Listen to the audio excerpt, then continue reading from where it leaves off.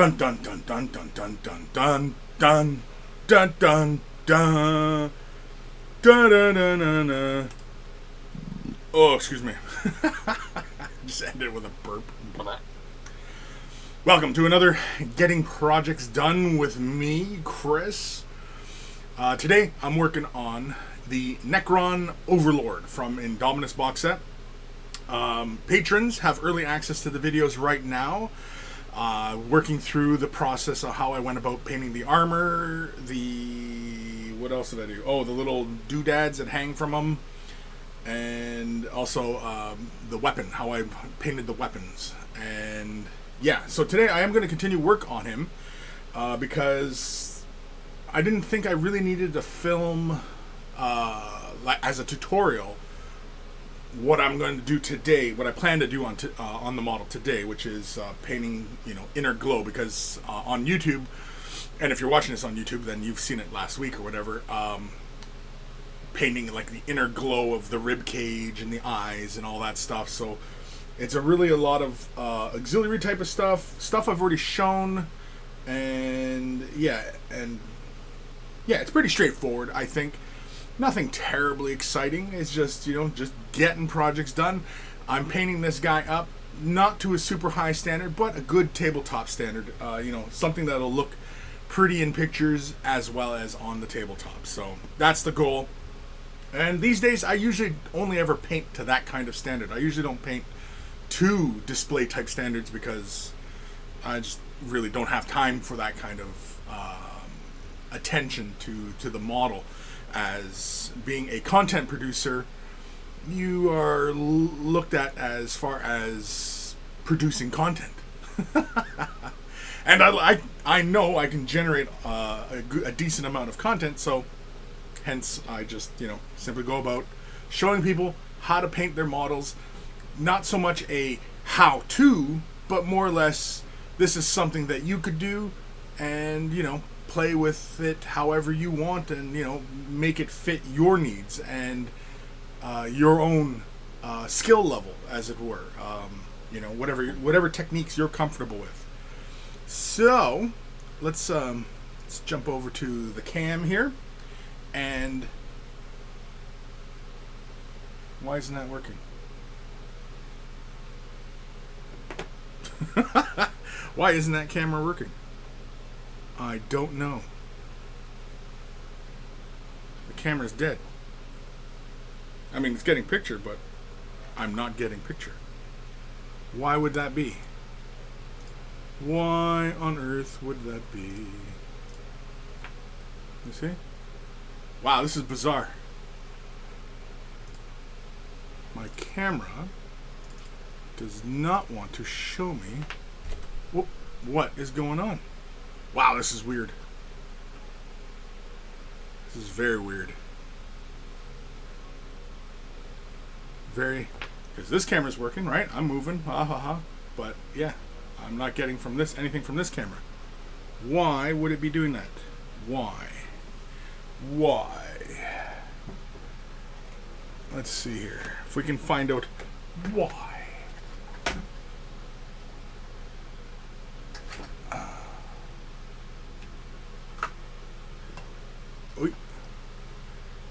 There we go. Came back. Not sure why I did all that. Let's see here. Must be some sort of hiccup.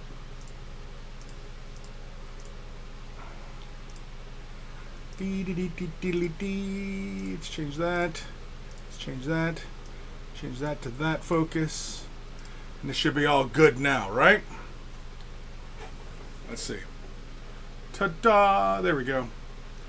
Weird. Anyway, my focus is a little close. Let me change my focus again. Bear with me. Technical issues. David Mofat. Woohoo! Woohoo! Let's go here. And let's go bring it back a couple paces. Bring it back a few paces. Let's see here. Yeah, that's a little bit more comfortable there. Yeah, so this is the guy we're going to be working on today. His armor has been painted, a lot of his back armor, weapons, the little ankh and the little thingies that dangle from him. I don't know what the hell those are called, but anyway. So today I'm going to work on the glow in his chest, probably his eyes, and also the smaller power cable that is attached to the big ribbed one. And yeah,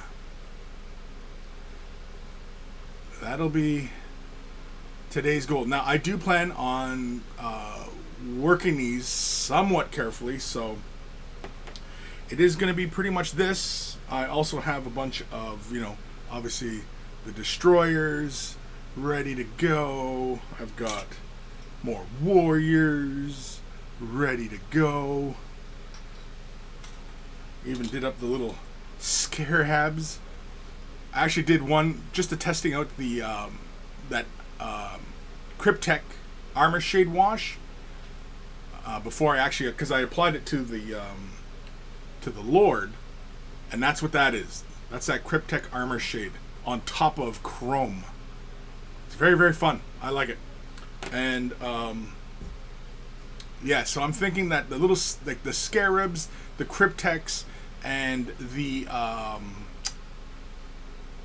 reanimator, all the kind of auxiliary type Necron stuff, they're gonna have like this bronze in their armor, just because to differentiate them from the warriors and the destroyers and other killy doodads. The Lord gets it because, well, he's the Lord, so he's kind of the unifier of all the stuff, as it were, right? So enough flapping gums. Let's get to work. Got my paint water ready. Got my paint rag ready. Actually, let's move over to a cleaner spot of my paint rag where I can see my colors. My paint rag, anybody who doesn't know, is simply just an old black t-shirt that I use to wipe my brushes off, and also when I am dry brushing and such. Alrighty then, let's have a look-see here. So I think one of the first things I want to do is I want to darken up that the little wires and doodads that hang in his belly. I want to darken those up because I'm thinking that with the glow in his chest, I want that impression of light emanating out from under his sternum. And so those little wires and such, I think I'm going to highlight and create like a little bit of OSL on those, just to give that impression that there's a light source inside behind his breastplate. So that is the plan. Whether or not I pull it off is a different story. We're going to use some Black Templar just to quickly mark it out and just get some color on that space. And also because it's nice and thin, and there's already a whole whack ton of layers of paint on this model. It's not really that much, but it's something I am mindful of when I'm painting, is obviously how many layers of paint I'm laying down, and I'm wondering, do I need to, maybe I should change the focus to autofocus,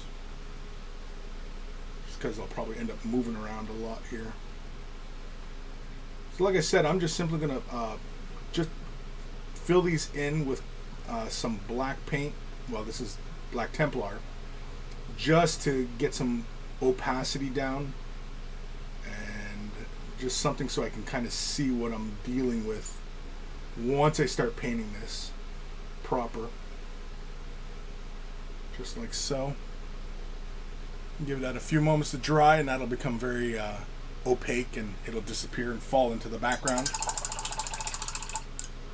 As far as, yeah, I think I'm going to switch my camera. I'm going to change the levels on my camera just a little bit. It's a little bit dark, but I was concerned about how bright some of the metal is, so that's why I leave the camera pretty dark as it is.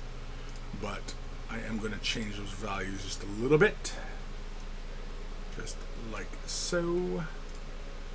And let's, oh shit. There we go. Let's see. Does that look any better? Yeah, that's fine. Plus, too, it because the model is chrome, so the light plays on its surface like times 10 kind of thing, right? So the fun of working with nice bright metallics. Okay. So first things first, I think, yeah, let's get that power glow in the ribs established.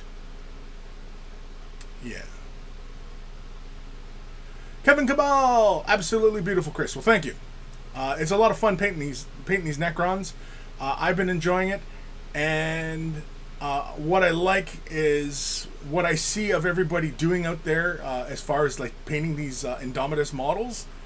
I'm liking the fact that I see so many different Necrons, like different ways of doing the Necrons. I even see some really fantastic conversions from people, like some really great looking stuff. Like just, you know, it looks really kick-ass.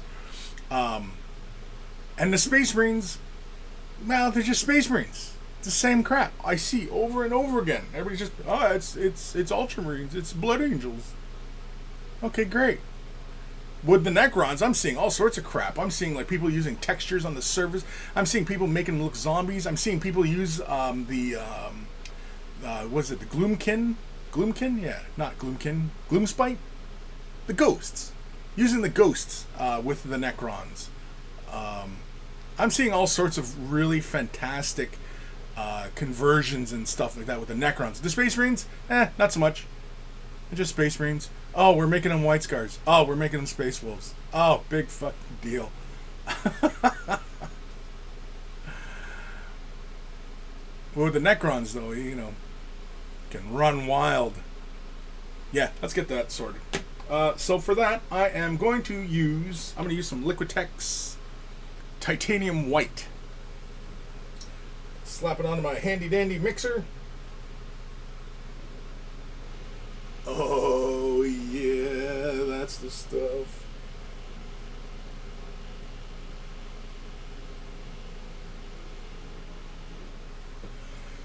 I like using this as it's a really thin-bodied ink, essentially. It flows like water, with a little bit of flow aid in it, and it goes like right into the recesses and such. It's really fantastic.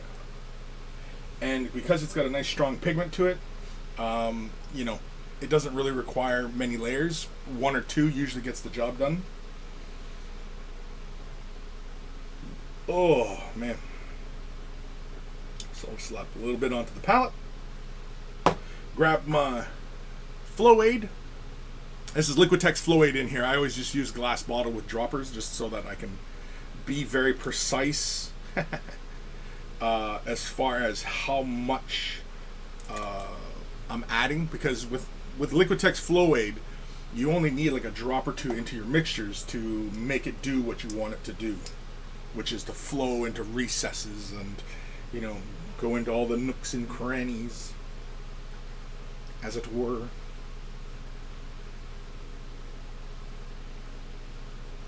So that's all it is. It's another beautiful Friday here. I'm in the Niagara region in Canada.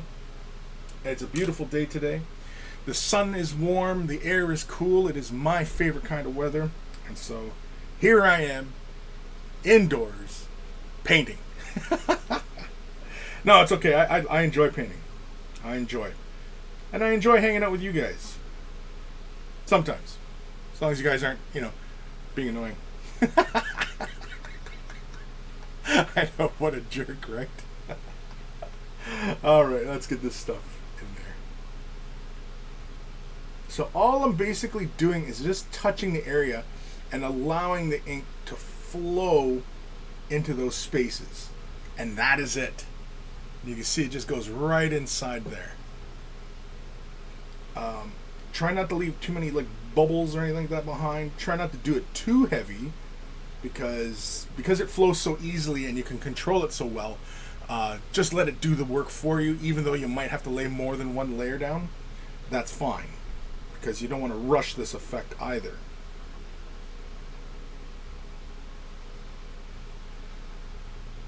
And I'm probably out of frame here, but I'm trying to get into some spaces that are not easy to see. Try not to overwhelm the area either.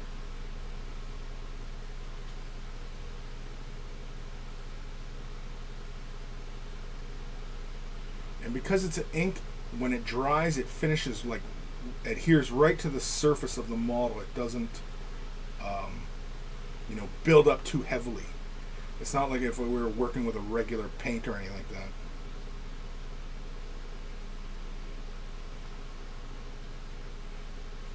Yeah, so there we go. So we got the color inside the ribs there. We'll give that a few moments to dry, and we'll come in and hit it again. As far as the cord, we'll work on the cord a bit later, I think. I'm just going to concentrate mostly on this rib effect. While I'm at it, I'm going to do the eye. For the eye, I'm simply going to try and get most of it in the upper portion of the eyeball. Just like so.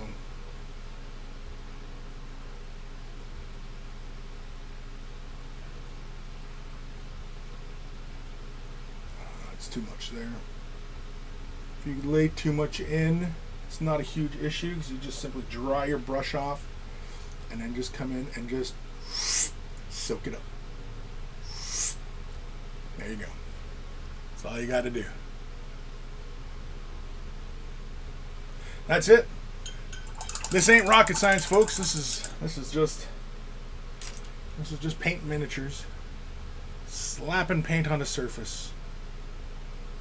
We'll also work on those wires and doodads on his belly there once we start laying more of the color down. I guess while we're waiting for that layer of ink to dry, I guess we can paint the wire here. You know what? Let's start laying color down on that wire, since that is part of our goal today. For that, I'm just going to start off with some Celestra Gray, just because I want to have a color gradient going on within the wire. And I had shown in a video recently of painting like the it was on the Royal Warden, painting the power cord that runs from his spine to his gun.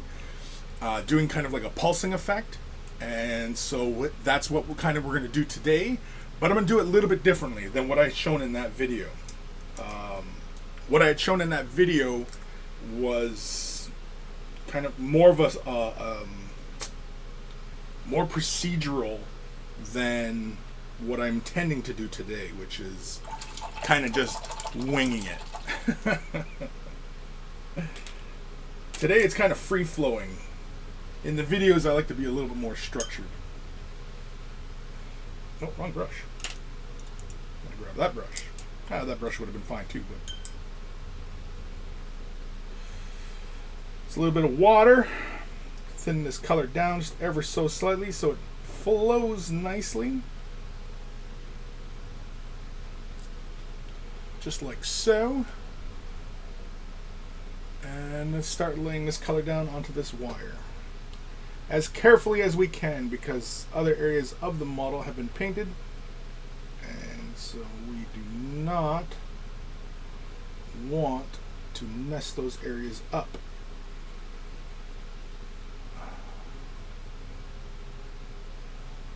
I know that seems obvious, right? Well, yeah, obviously we don't want to mess those areas up, and you're right. It is obvious. Ghost of Starman Deluxe. Hey, yo, what you working on today, Chris? I'm working on the Necron Overlord. We're doing some doodads on him. His power glow in his chest, his eyes, and the wire that runs from his spine to his power halberd thingy, whatever it is. I don't even know what the hell it is. It's some sort of thing. It's a thing. You know, it's a Necron thing.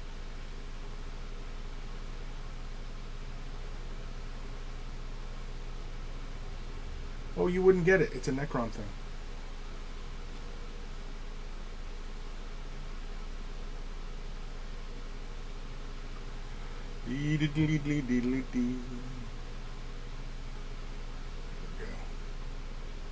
So like I said, we're just laying this down on this area, building it up because we are going to build it to a brightness because it's going to be in this fluorescent pink.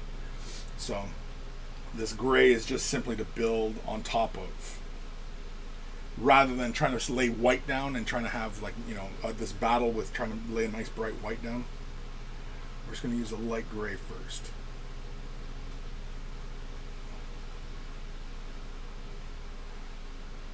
Always about working smarter, not harder.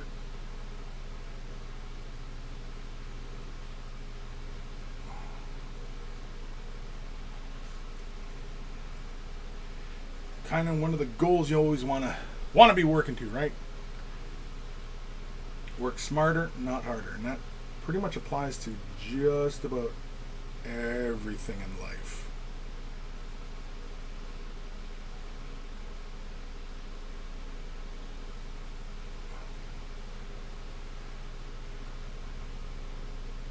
Just got to fix that wire right there.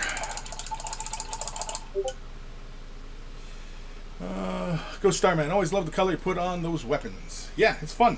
It's fun.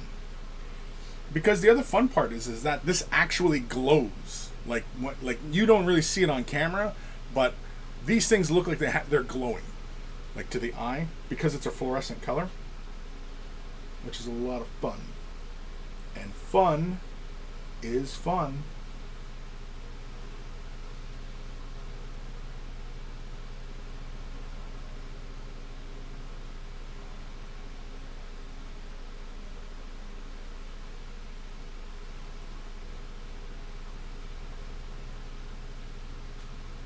And of course, if we make any boo-boos, we can always clean them up.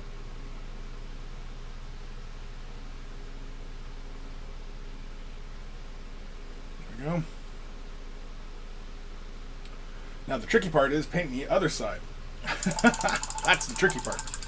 Here it looks nice and clean and fantastic, right? Yeah. The tricky part is getting on the inside there. That's a trick. I'm going to grab a bit more water. It's probably a little too much, but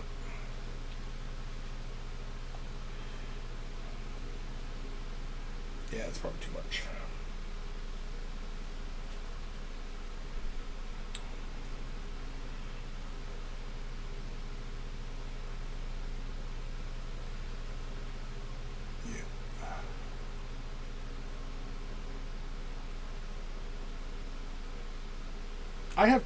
I have two schools of thought when trying to get into funny areas. Either work really thin so that you can correct any mistakes really fast. Like if you're working with a thin up paint and you hit an area you didn't want to hit, you can always quickly wash the brush off, use the dampness, and pull that color off really fast. Or work in a thicker color and get it right the first time in one shot, right? And I flip-flop between the two as far as, you know, like what mode of attack do I want to go into when, you know, painting some of these areas? Do I want to, you know, in case I make a boo-boo, which I invariably will, you know, knowing yourself, knowing how you paint, do you really want to, you know, be committed like that if you do make a boo-boo?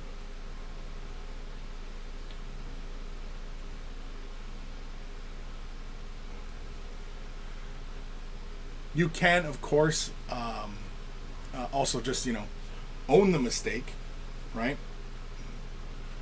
Kind of a, we don't make mistakes, we make happy accidents. Well, you can also go by that theory as well.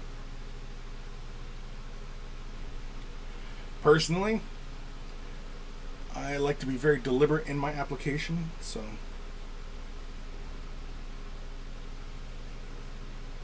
this is a bit tricky.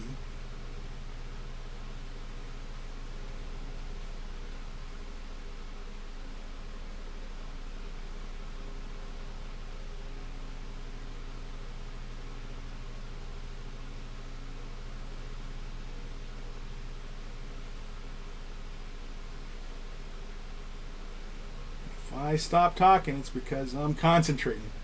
Old Chris is concentrating really hard. And you know I'm really concentrating when I'm sticking my tongue out and, you know, trying to figure out where I'm putting paint down. I'm thinking really hard.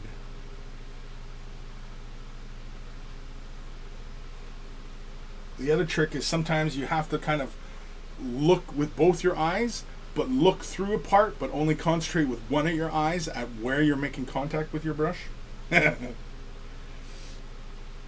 All sorts of skills are necessary to paint a friggin' model.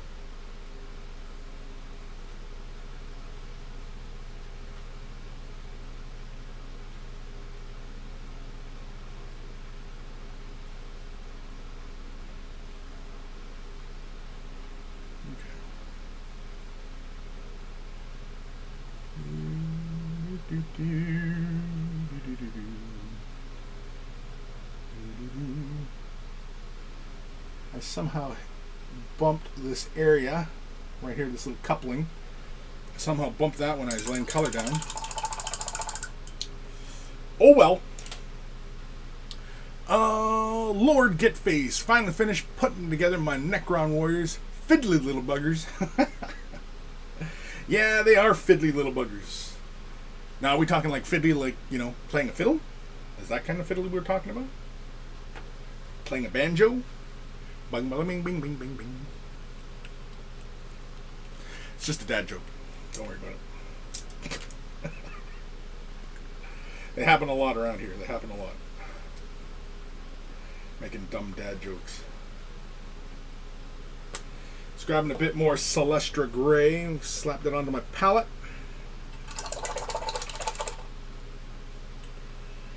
And we're gonna try and go for the gold here. We're gonna try and catch this base coat on the inside, right there. You can see there's no color on the cable, so we're gonna try and lay some color down on that. Hopefully we can do it. Hopefully. I might fall out of frame doing this, so you'll have to forgive me. But I do want to do a nice job on this, because he kind of has to look nice for pictures. Mind you, they're my pictures. It's not like I'm working under some sort of deadline or anything like that. I'm just farting around. But, you know, all these videos really are in thanks to the patrons. And so really these tutorials are for the patrons. So, let's see if I can do this on camera comfortably.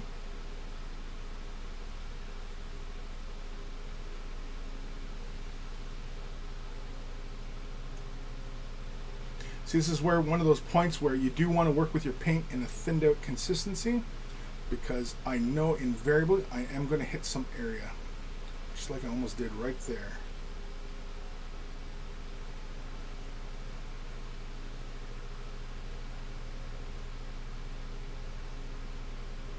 Ooh, almost hit that again. Ooh, I'm all tensed up. I'm all tensed up. You really shouldn't be tense when you are painting, though. You should be relaxed. Remember to breathe, right? All right. I think the cables are pretty evenly covered. Oh, missed some spots here. Missed a spot. Right on the high points. So, let's just do it like so. Just like so. Just like so. Just like so.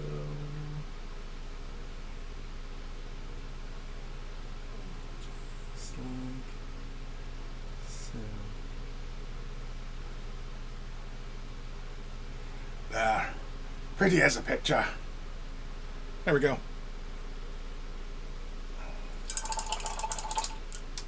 Alrighty. I think the white we did in the ribs is plenty dry, so we're going to do another layering in there just to establish more white. And because my white on my palette probably dried out, we're going to grab some more. Lord Gitface, going to base the color scheme on vanadium and its various salts and oxides. So blue steel core, green armor plates, yellow shoulders, and purple for the glows on the gun. Purple, cool. Yeah, I like it. Sounds good.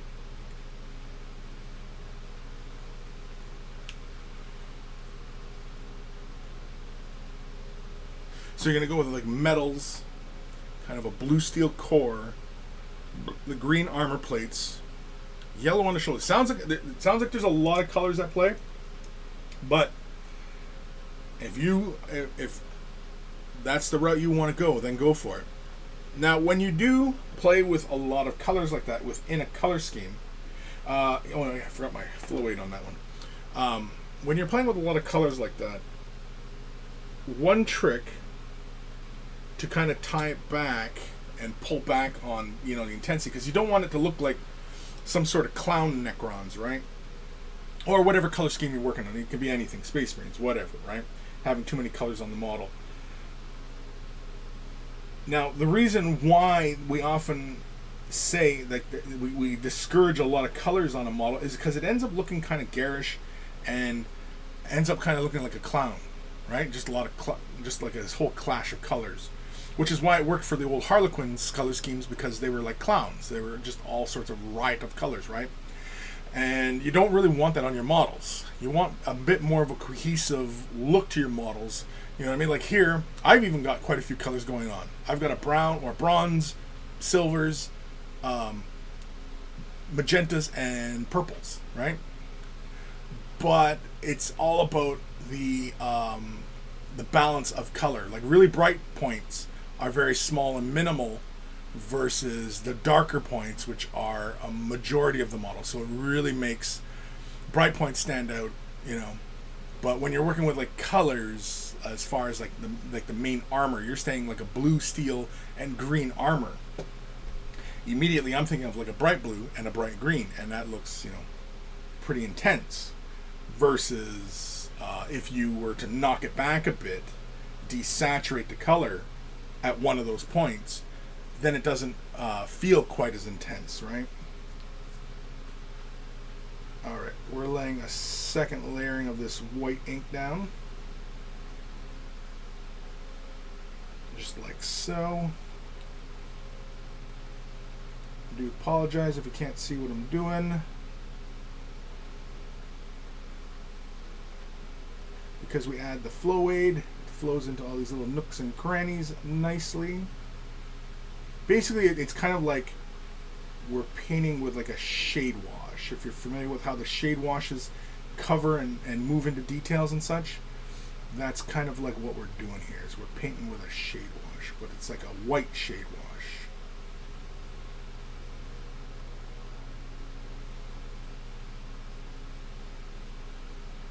Kinda. Not exactly, but kinda. Dr. Santos, greeting, Chris. Greetings. Let's get a little more color in the eyeballs. You can see when we laid the white down before, you seen how tense it was? And then see once it dries, it all falls back into the recesses. Because again, it's a very, very thin bodied paint we're working with here.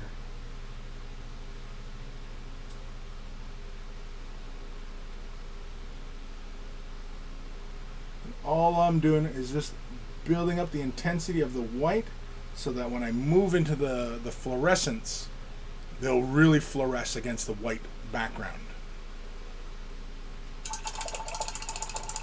Oh, okay, yeah, Lord Gitface. Yeah, the green will be more pastel green rather than a neon green. Yeah, and that's fine. It's just the one thing to be cautious of, right? When you're going with your color scheme. So like if you're saying like a blue steel core, first thing you're thinking of is a proper blue, and not like a dark gray blue, which often like what a blue steel looks like, right? And when you say green, you're imagining like Christmas green, right? Not a dark forest green or a desaturated green or even a pastel green. You know what I mean? And so, just something to be mindful of when you are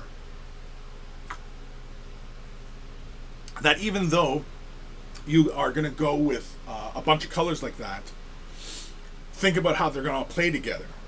Going with straight values will be kind of intense versus, you know, playing with the values, you know, making a color dark, making a color a little light, you know, adding a bit more white to it, or adding gray to it and desaturating it, right? Like, these are all different ways we can play with color to build a balance. And that's ideally what we want to do, especially when, you know, trying to design a cohesive color scheme to paint across a whole bunch of models, and also something that is easily replicatable if it is something that we want to apply to an entire army, right? You don't want your color scheme to be so complex that you can't apply it across, you know, 1,000 points of models, right? I'm going to quickly grab my hair dryer. I'm just going to dry this off a bit.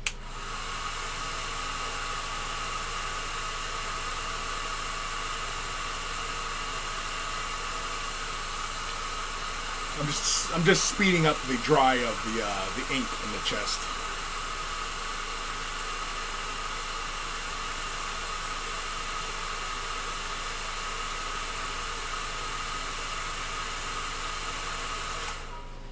Just use a little hair dryer just to speed that up a bit. Grab a little bit more white.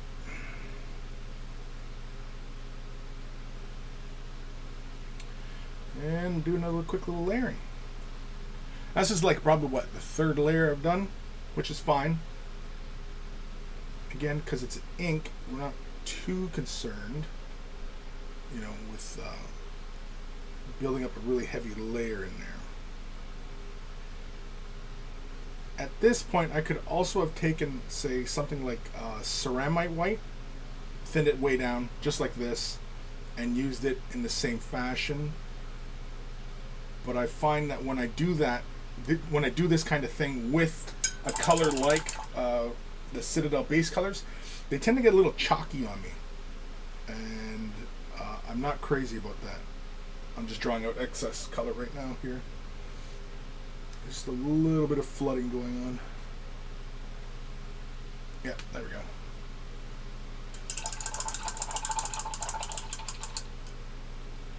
So next, once this is dry, so here on the power cable, we have a few choices here. We can start laying the bright colors down now, or we can start laying white. I was thinking of doing it kind of different than what I had done in the previous example of doing the power cable, which was creating this pulse.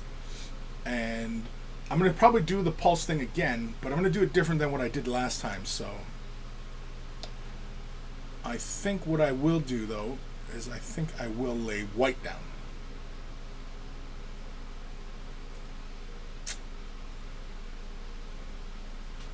Sorry, I'm just thinking. Yeah, screw it, let's lay the white down. And for that, let's see how the ink sits on top of that surface. Let's just use the ink we've already got out, which is, or the white, I should say, we got it, which is the liquitex ink. Should flow nice and smooth and subtly. And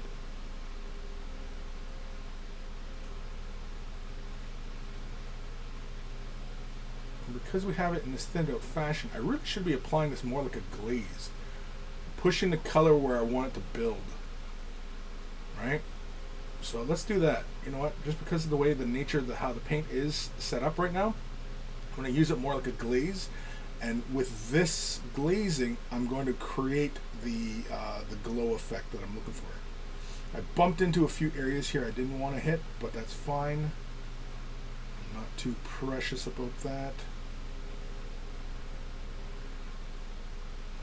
And let's stay right there, because we can always clean that crap up afterwards. Yeah.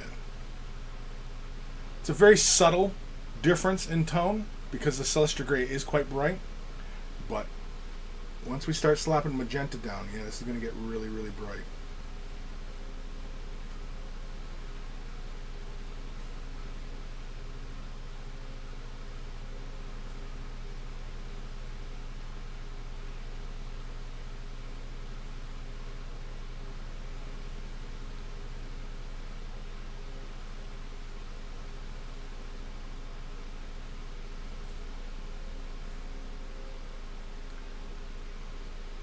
Yeah, you can already see kind of the beginnings of where the intensity of light is going.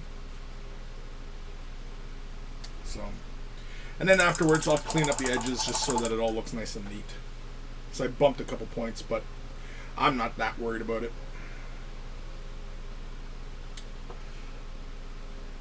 Grab a little bit more color. Duplicate it on the opposite side as best we can.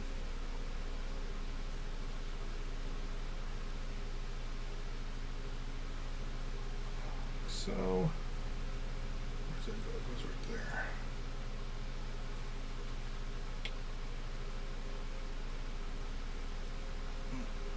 Yeah.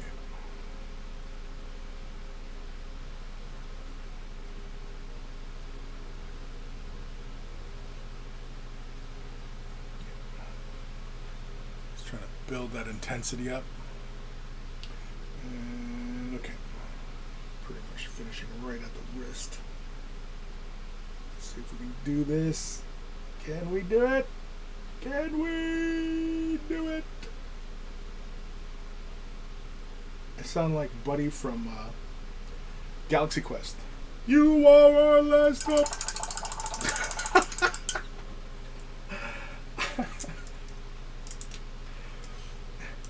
Yeah, well, some of you might ask, why is he laughing? He's the only one there. I laugh at my own jokes all the time, so. It's really amazing. Nobody finds me as funny as I do. Okay. Let's give that a quick hair dry.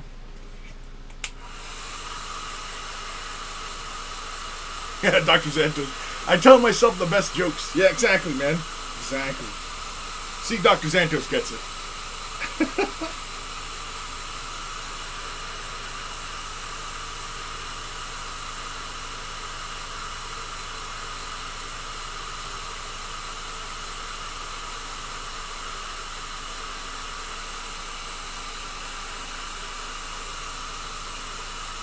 Beep, beep, beep, beep, beep, beep, beep, beep, beep, beep, beep.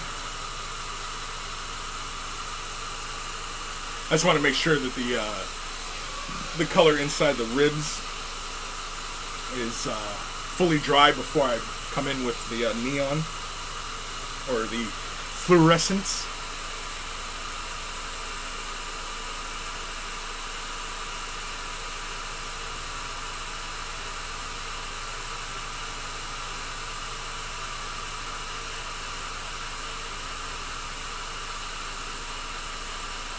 One thing I keep going back and forth, hemming and hawing on.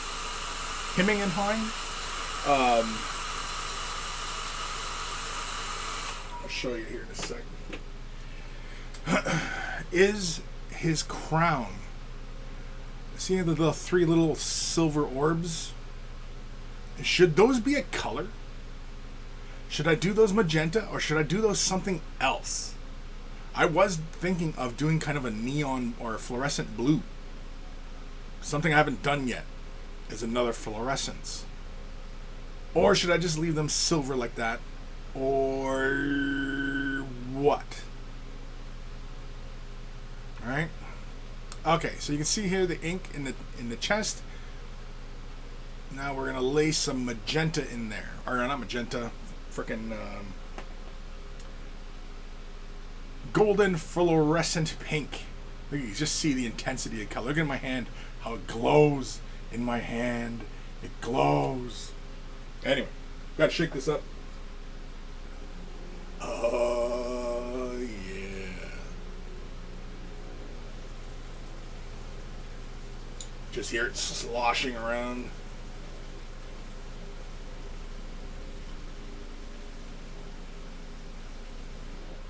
Honestly, I love my paint mixer. I still find myself, shaking them from time to time too. Just to make sure, just see how it feels, just to make sure that the paint is actually mixing, but it does a pretty darn good job mixing the paint. I know. Imagine that, right? A paint mixer that mixes paint well.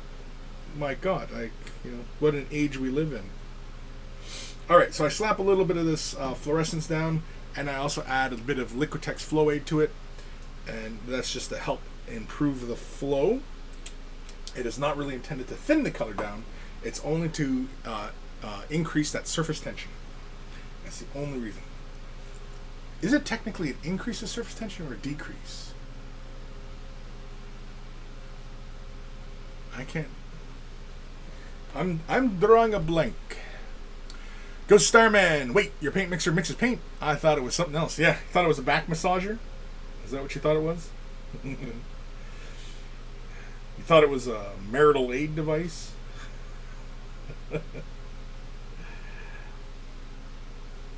Come on, Ghost. Come on. Alright. So we're just going to slap this into the rib cage and the eyeballs.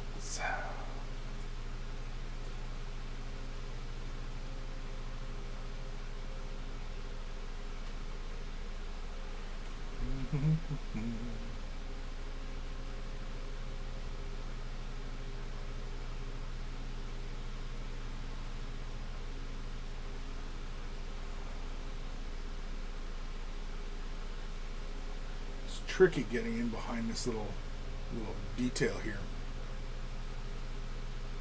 I don't want to end up hitting it because I don't want to have to correct too much.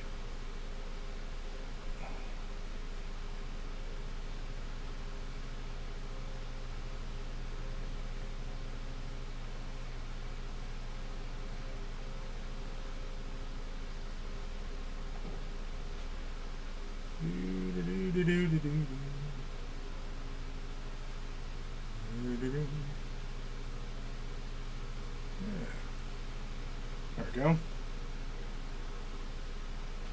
A little glowy in the rib cage. All right. Let's paint his eyeballs. Probably got a little too much color in the brush there. And there we go. Probably have to accomplish this in 2 passes.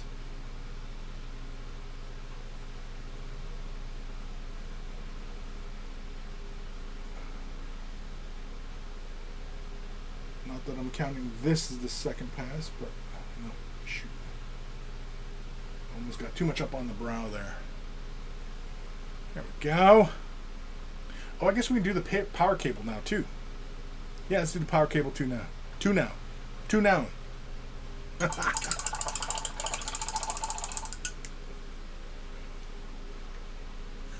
Dr. Xantos.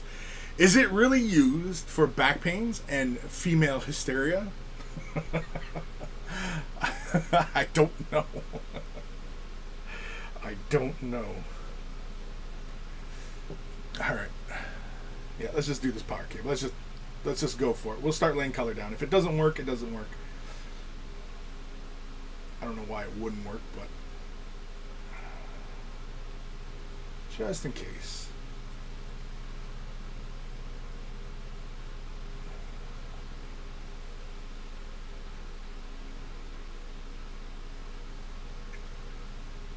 Again, I'm not too worried about the neatness at the moment because I know I can always just correct that afterwards. So it's not a huge issue. And what we had previously established with the white is only basically more of a guide on where I want to build color and intensity, because I am going to push this fluorescence down when we get around to it.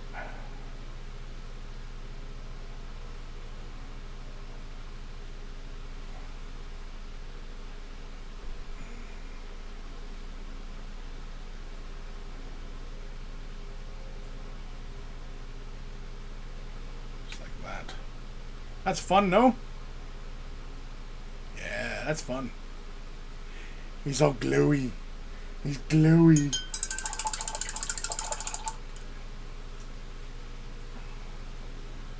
The main reason why I want to do that cable with the fluorescence is because when you're looking at it this way, you'll see that little line in behind him, and it'll silhouette his form. That's why I wanted it, and it looks cool. Let's not beat around the bush. It looks cool. I mean, I love all this color intensity.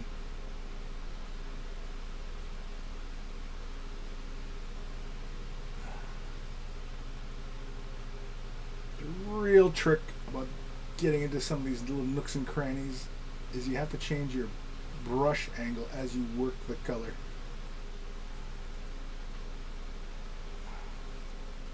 Just like that.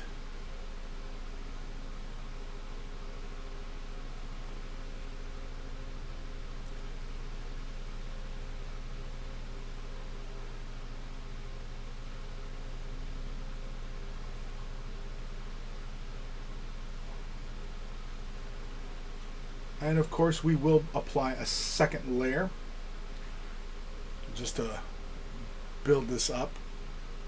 To the camera, it almost looks like it's still one value, but when I look at it, I can see where the color builds. So, yeah. It's interesting just how the fluorescence plays on the camera. It doesn't seem quite as intense. Or it seems more intense, I should say.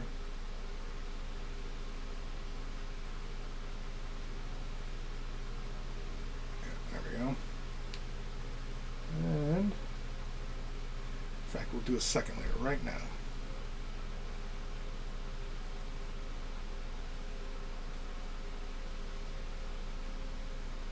Again, if I fall out of frame, I do apologize.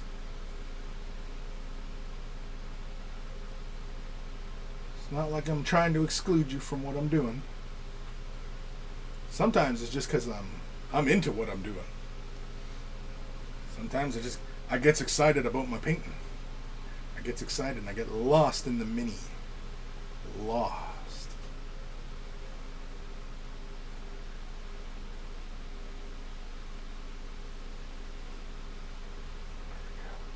There we go.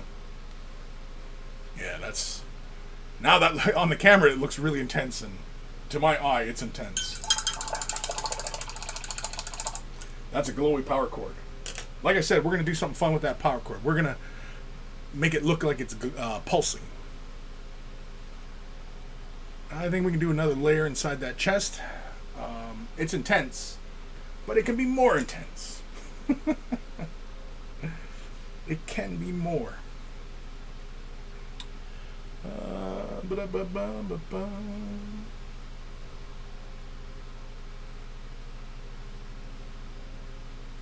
Yeah.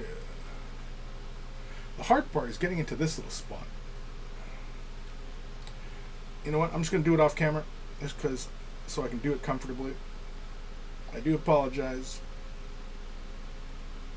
I know this isn't terribly exciting viewing, but I want it to look good. There we go. I want it that way. I want it.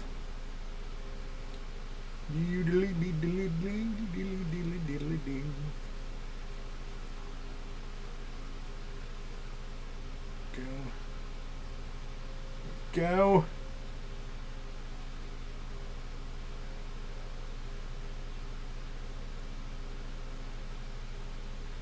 Initially, it was kind of a riff on, the whole Terminator vibe.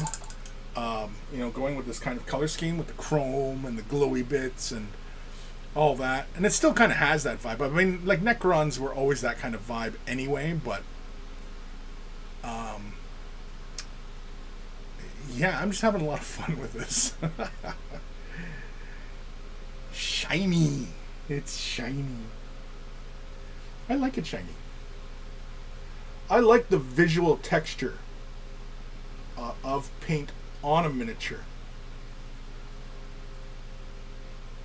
I mean, don't get me wrong. I like when, you see, source lighting and non-metallic metal on a miniature.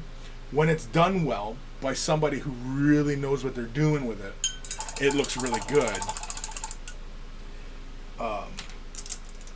But, I mean, for my money, now I like actual metallics on a model because I like being able to view it at multiple angles, right?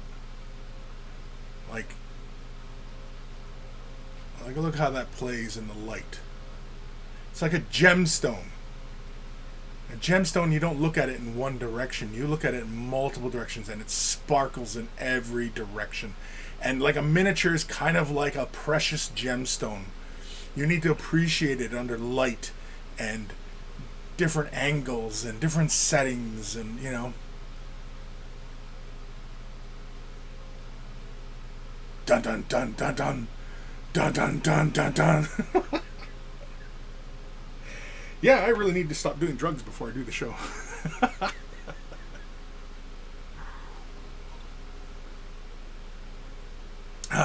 Dr. Santos, I love it when you have that you have such bright colors on the Necrons. Usually they're quite gloomy, but yours are like killing lesser beings at 9, and the rave starts at 10. Yeah, it's kind of like the watch, looking at their watch, like, you know, I got somewhere to be in like 30 minutes here. Like, can we speed this up here? You know, I didn't get all gussied up for nothing. Yeah, it goes to Starmon. That's how I'd say it if I was in Jamaica. Starmon. Remember, kids, paint minis, not drugs. Wait. Don't paint drugs. Don't paint drugs. All right. Yeah, I'm mostly happy with the glow. There's still a couple points here that I'm not happy about, but when I come in with the next set of colors here, I'm going to knock that intensity back a bit, so I should be fine. I mean, if I really want to build that up some more, I could probably just do my highlight color now. Screw it. Let's do the highlight color now. Let's do the highlight, and then we'll push it all back with a glazing of a shade wash kind of thing. You may notice that that's how I work sometimes. I'll build all the way up and then knock it all the way back down with a wash, right?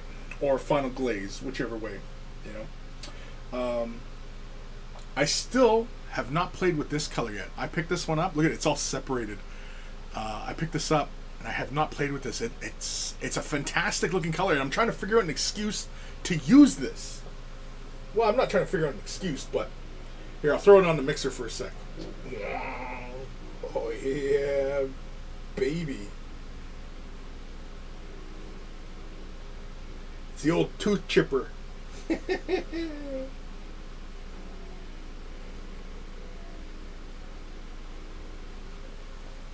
look at that. Like, that's just a fantastic color. Do I have a neon or a fluorescent green? I have Vallejos. You know what? Here, I'll show you side by side. Oh man, it's pretty darn close. It's actually a really nice in between. Okay, well my Vallejos are not mixed. Yeah, here, sorry, I'm just trying to get a good hand here so I can have this all in the same shot.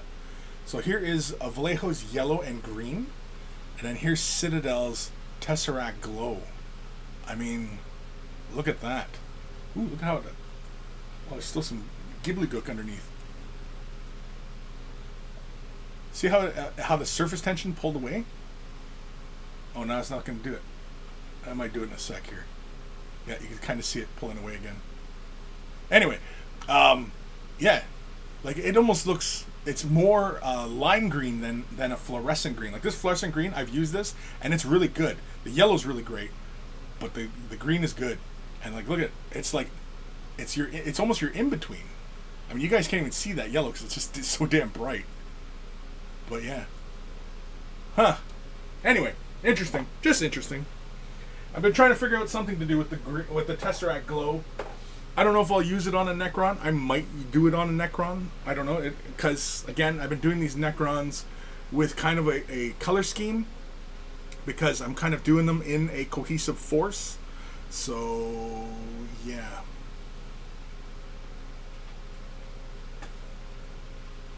You know what? I didn't build enough color there.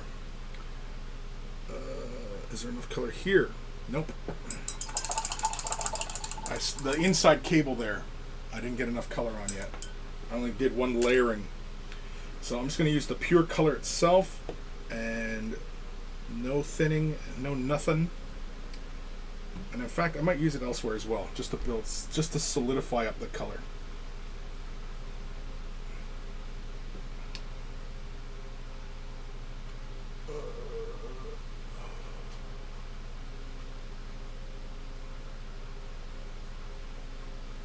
When you get to these little points in your miniature painting adventure, you definitely don't want to rush things. Yeah, there we go.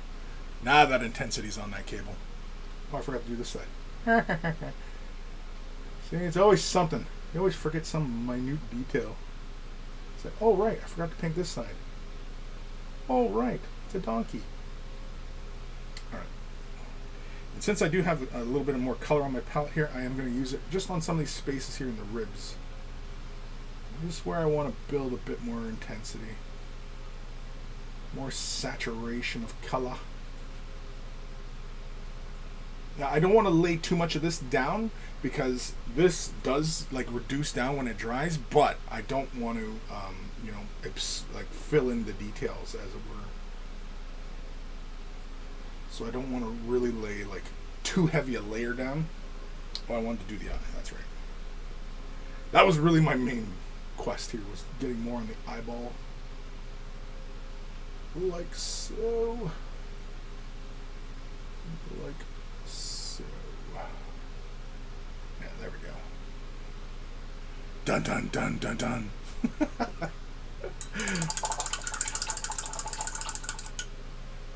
Alrighties. Comments. Dr. Santos, maybe you should do more drugs before painting and see what happens. Oh man, I'd be losing it on the camera here. I'd be just talking all sorts of crazy crap. Might even be talking about who shot Elvis and, you know, was JFK really an alien?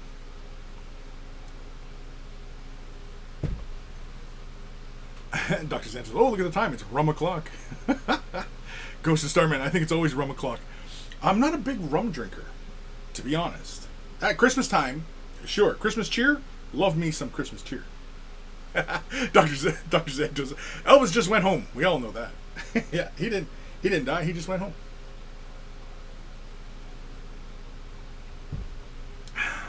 That movie should have just stood on its own. They should have never bothered with sequels to those movies.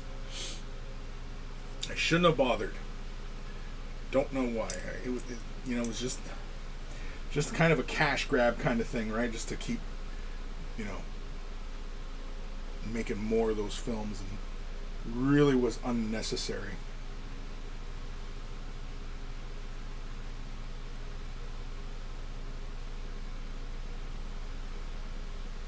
Sorry, I'm doing another layer here while I'm waiting for paint to dry. While we're waiting for paint to dry, I'm going to lay more paint down. All right. Yeah, let's do the highlight color. So, Dr. Zen, it's a good trilogy, but the first is the best. Is it not a 4-parter? Or is it 3? I thought there was 4. Or is it only 3? No, it's 4. There's 4 Men in Black. Because the last Men in Black was Thor and the lady that plays Valkyrie in Thor. So it's 2 characters from Thor. So it was basically the Adventures of Thor, essentially. Dr. Santos, the 4th one has no Will Smith or Tommy Lee Jones, so it doesn't count in my books. Sure. Like I said, they should have just stopped at the first one. It didn't need a second one. Definitely didn't need a third. You know. But, what are you going to do? Alright. We're going to grab some fluorescent pink, and I'm going to use some titanium white. Both of these are golden colors. They're really fun colors. High pigment. These paints, I use them all the time. They're for airbrush, brush, pen, markers, right? I like to, they give you the little swatch here on the bottle to let you see how light fast it is. And obviously you can see the black shows right through. So you know, if you want to have this nice and solid, you got to do it on like a white backing. If you have it on black or any other colors, it's just not going to show properly. It's not going to be as luminescent. All right, I'm going to do it in a 50-50 mix. I keep getting this paint all over myself. Or roughly 50-50.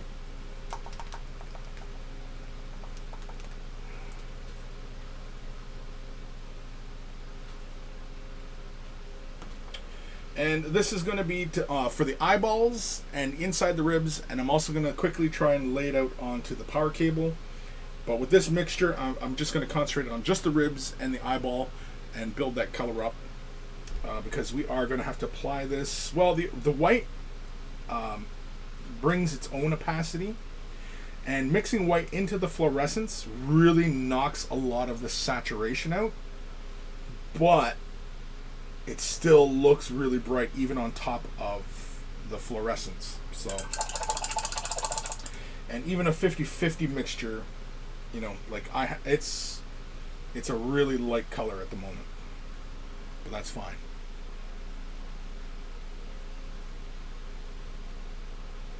All right, let's do the eyeballs first.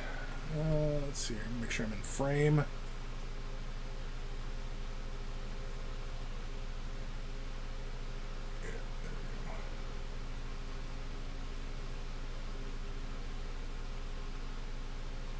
Go. A little more. Yeah, you want more. Yeah, you want it. There we go.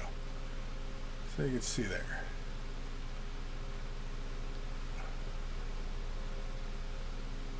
So now we're going to build the light in his rib cage towards his sternum. So in towards the center. Kevin Cabal, based on your recommendations, I got a few of the golden high flow colors. Awesome stuff. I love the fluorescence. Yeah, the fluorescents are really good. The high flow paint line is really good. It works fine with miniatures. I mean, like, you know, they're thin body paints with high pigment. And if you're into glazes and, you know, blends and stuff like that, like for our miniature painting needs, golden high flow colors are really great. Especially if you are the painter or the kind of painter that enjoys glazing and stuff like that, because you just get any kind of the thinning mediums, you thin the color out and it flows so nicely. Me likey, I'm a fan of golden high flow. I probably should have bought stock or should have set up affiliate links or something like that, because yeah, I keep talking about this stuff all the time, right? So anyway, I am going to push the color. I'm going to push it on the upper portion of each of those little spaces. So I'm going to catch the upper angle and push it towards the center. Just like so. Yeah. So it looks like a slight little transition going on. And you can kind of see like an upper portion. You can see there's more color. But on the downward portion, not so much. In fact, maybe I should hit that side as well. Screw it. Let's do it.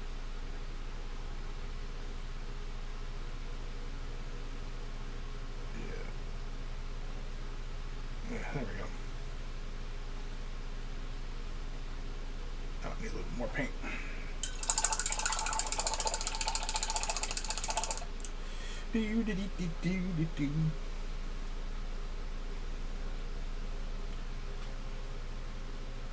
Grab a little bit more.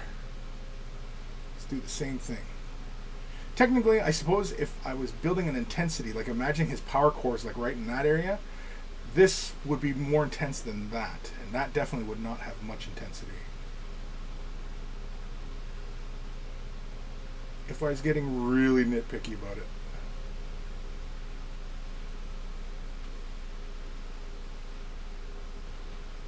Yeah, like that. Yeah, I like that. That's fine. That is fine. All right. Dr. Santos, did you ever get anything from Oohoo when you were promoting the glue all the time? No, I didn't get anything from Oohoo. Yeah, being the Oohoo spokesman. I think if I was to be that, I mean, like, you know, I'd have to know some German, because I'm pretty sure it's a German company, and I don't have good German. I don't even pull off a good German accent, like a fake German accent. I can't even do that. So again, same thing. Trying to catch most of the upper portion as I draw it in towards the center. I actually hit the front there. Oh well, we can clean that up after.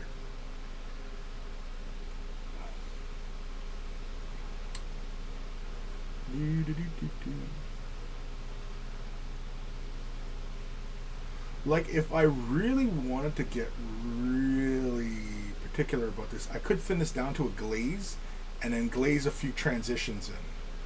If I really wanted to, like, you know, finagle a change in intensity in that glowingness. Now, I got a bit of color left on the palette, so really quickly here. And in fact, let's change this to a glaze, because I'll do the, what can we use for medium? Yeah, we'll use Lamy medium. No, I don't want to use matte, though.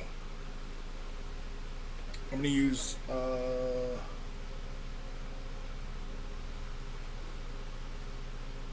that's satin varnish. Where's my glaze medium? Where is my Vallejo glaze medium? Where is it? Oh, you know what? Let's use MIG's Transpirator. We're going to use MIG Ammo's Transpirator. Since we're doing Terminators, let's do Transpirator. Basically, this is just a thinning medium. It doesn't make a color completely transparent, despite what the name might suggest. It should be more of a translucency than a transparent. A transparency, light passes through it. Translucency, only a bit of light passes through it. If we're getting technical. Or I guess I could have just used Golden's medium. Have a big old jar of it. I'm going to add about 3 drops here, because I'm going to thin this way down. And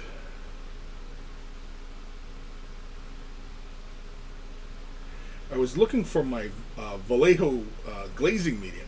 I like using Vallejo glazing medium sometimes when I'm doing glazes, oddly enough, because I just get a very buttery, smooth finish with it.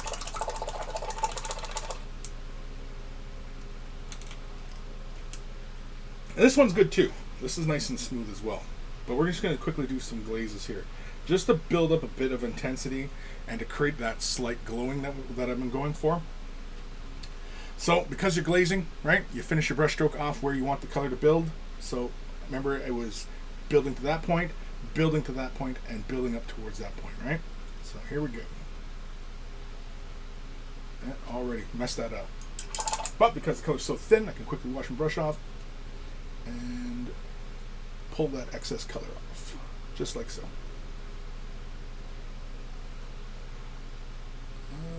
Let's go like so.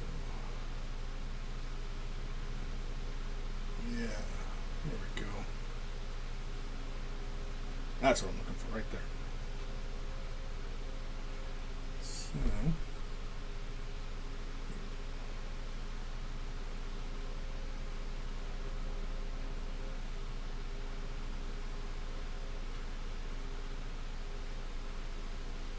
That's too much.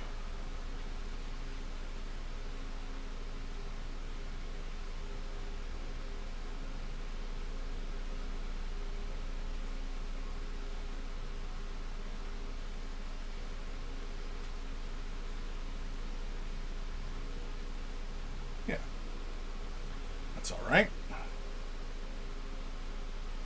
Hey, hey.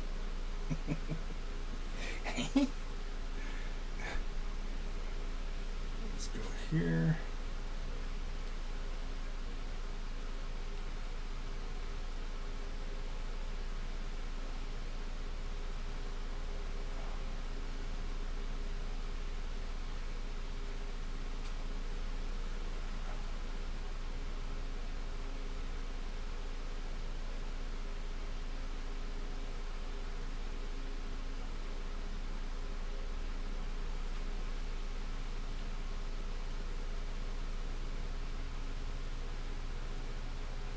Sorry if I go quiet.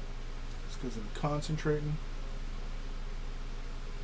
I'm thinking really hard. Yeah. Sort of like that. Getting the impression there that that's kind of pulsing. Sort of, right? Kind of. A little bit. Oh, right, we got to do the inside there. Crap, I always forget about the other sides. Let's go. Yeah, just like that. Build that color up.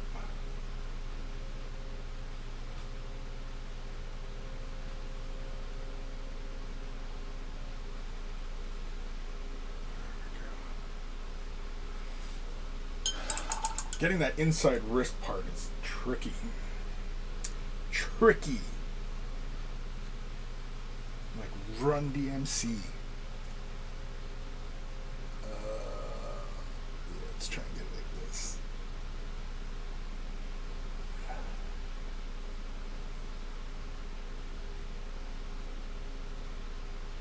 Oof. That's too much color, but we'll go for it.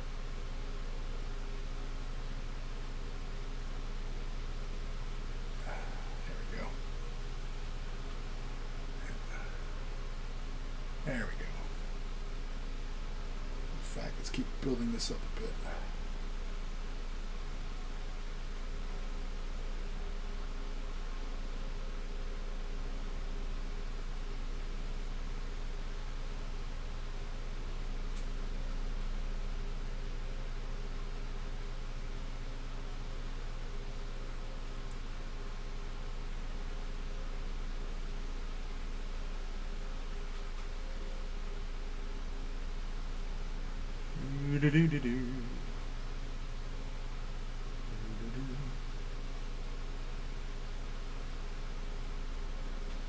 Again, if I fall out of frame, I'm not doing that on purpose.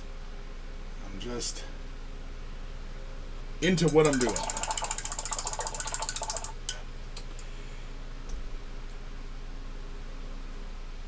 You know what?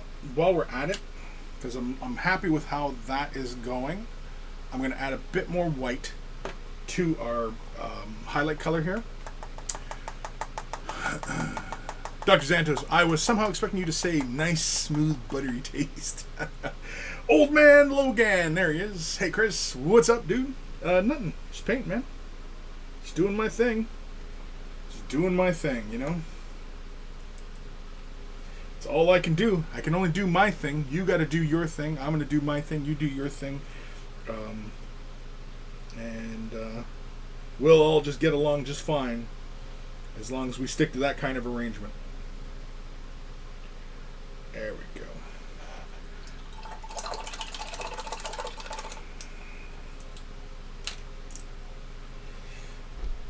So I just added just another drop of white, basically changing it to a 1 pink to 2 white.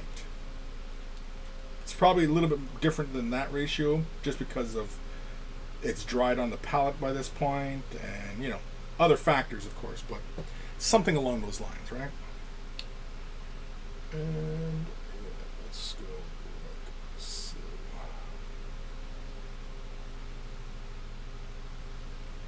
Damn it. Hit the wrong area. Get that out of there.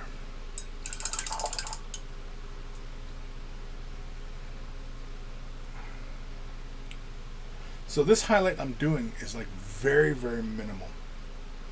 It's like just at the leading portion of the little pulse that I'm creating. But then one part of it, I kind of just like extend downwards just to create that impression of like movement. Just like that.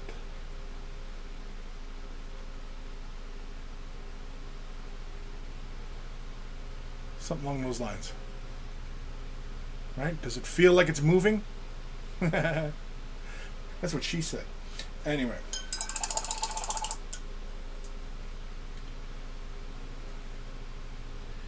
Got a little bit more paint. Let's do that right there.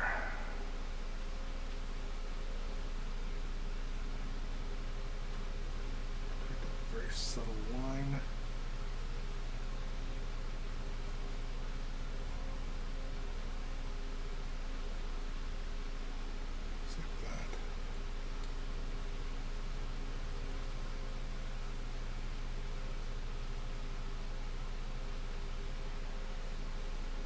Yeah. Right? Alright. So like I said, it's slightly different than what I had done on the previous example of creating that pulsing in the cable. This one here is reliant upon more layers and, you know, creating a little bit more of a transition versus the other one where I painted it in like segments. I just want to create a little line right there and just build that intensity. Just build it. If I can get this other side of the cable. Oh, hi Pooch. My Pooch is back. The Pooch. The Pooch. Hey Jazz? No? You can ignore me now. She just wants to sit. She just wants to be with me so she can ignore me. Typical. Typical. Typical. Alright. Let's try and get this little portion right here. Just a little bit of intensity. Trying to be very careful. Not sure why my voice is so high. There we go. Right, like that. You can see it close to his wrist. And in fact, you know what? On the uppermost portion of the open portion of his ribs, I'm going to put just a little dot of this color in there. Just to really build some intensity. Oh, you're leaving now. Come and go, come and go. Yeah. I'm just going to do it just up here in the upper corner of the rib. Just like so. Just like so.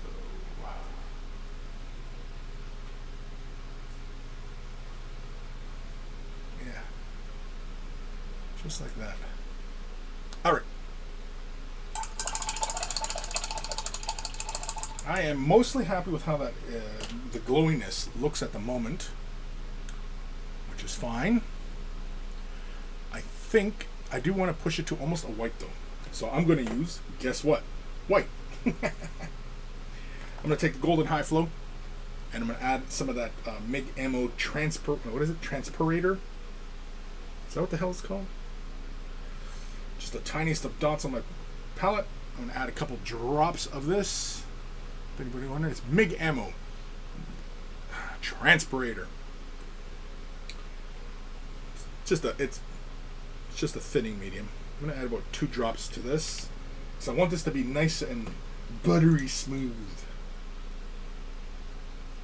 Yeah. But also very thin.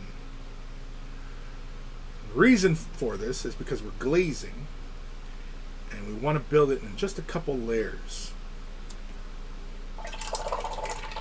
And glazing is a very easy technique. It's not that hard, but it's very nuanced and it requires a lot of practice because it's essentially like layering, right? If you understand the principles of layering paint, then glazing is the same thing. It's just you work smaller and smaller and smaller in fewer and in more transitions, right? And the eye creates the transition of color.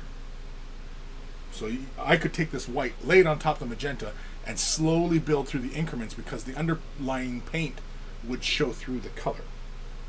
That's what it works on. Alright. So we are going to build just a little tiniest bit of white here.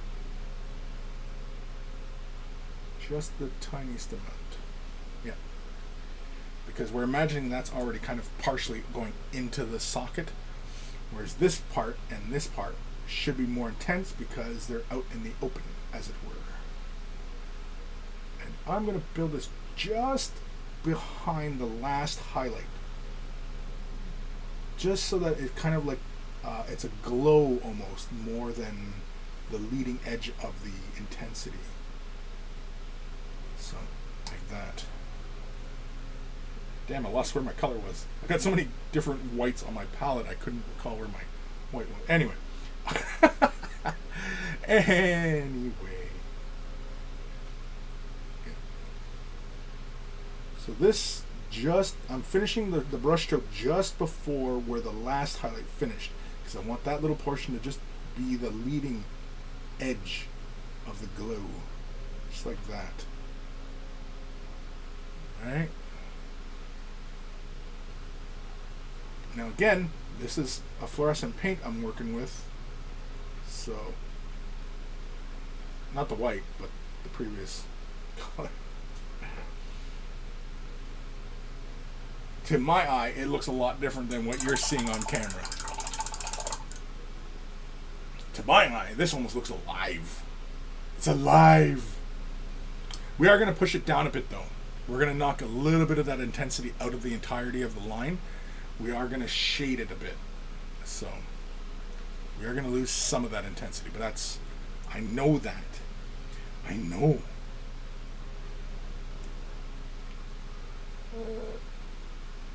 Right in here.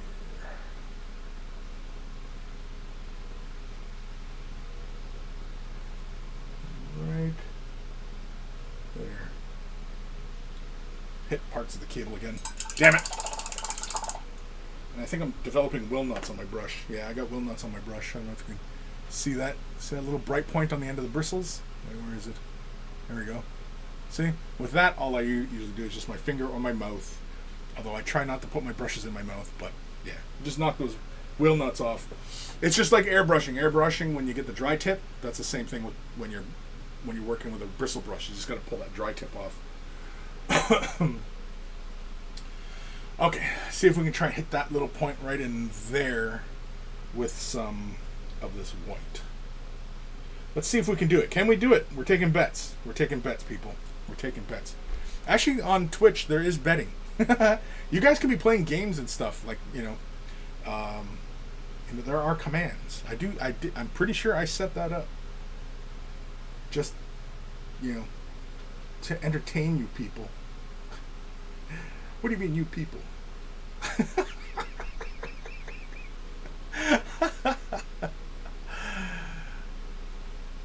No, it's 8-ball. It's 8-ball. Will Chris do it? Will Chris do it? The answer is within yourself. There we go. It's in yourself. You knew all along. You knew all along. Yeah, let's build it just a bit more right around here.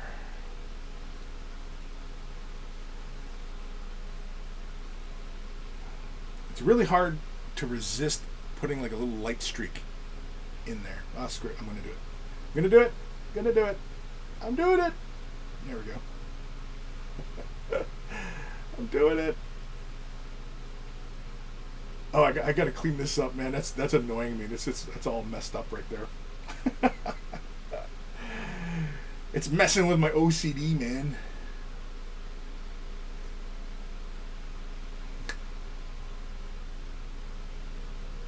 Somebody's like, OCD? What does getting mail have to do with your painting?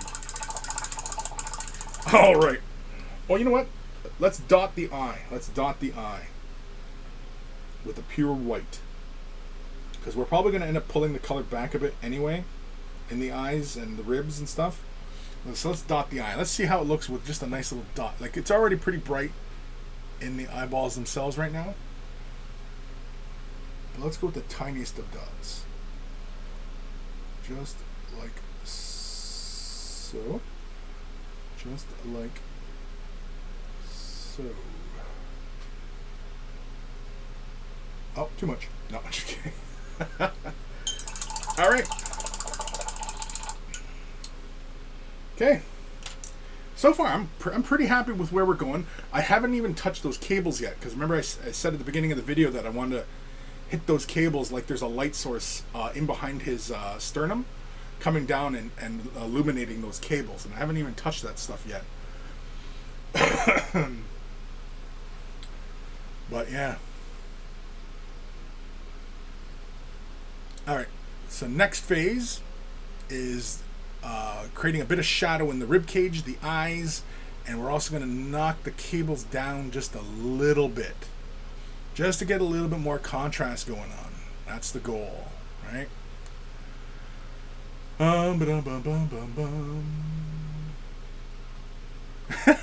Twitchy 8-ball.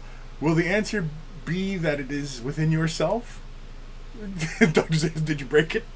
Did you break Demon Monkey Bot? It's supposed to say Demon Monkey Bot, not Streamlabs. It's supposed to, I went through the trouble of renaming Streamlabs, the bot, and it never shows up as Demon Monkey Bot, and I don't know why the hell that doesn't do. It knows I'm onto it. Yeah.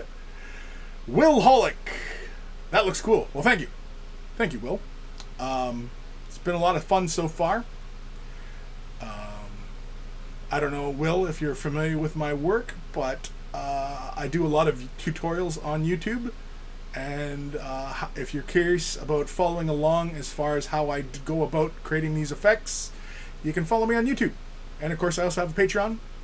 And patrons get early access. And in fact, how I've done like 80% of this model is on Patreon right now. It's not actually up for public yet. If you're interested. And if you don't care, well then, that's alright too. Thanks for stopping by. Alright, so we're going to knock those shadows back a bit. And for that, we're going to use some quinacridone magenta, liquitex ink. I know, all these liquitex inks, eh? Like, does Chris even paint with paints anymore? Some of you asking that? Well, essentially, these liquitex inks are paint. They're water-based acrylics. They're just inks, really in name, because they're watery pigment. You know, obviously in a thin suspension, right? Just giving it a good shake. Sorry, I always like to check the bubbles. If I can see bubbles in the bottom, I know I shook all the way through the pigment that was sitting on the bottom, right? So, anywho, that's all. I know, big whoop, right? I just opened these the other day. I don't know how the paint gets so crusty in there. Ooh, it's like fizz. It's like fizzy. It's got a nice froth on it. That's how aggressive that paint shaker is. It creates a froth. Alright, I'm using a drop on my palette. I am going to add a drop of Liquitex Flow Aid to this. Just a drop. Just one drop. Give it a quick little mix. And the whole reason for the Flow Aid, for anybody who doesn't know, is to increase surface tension, decrease surface tension.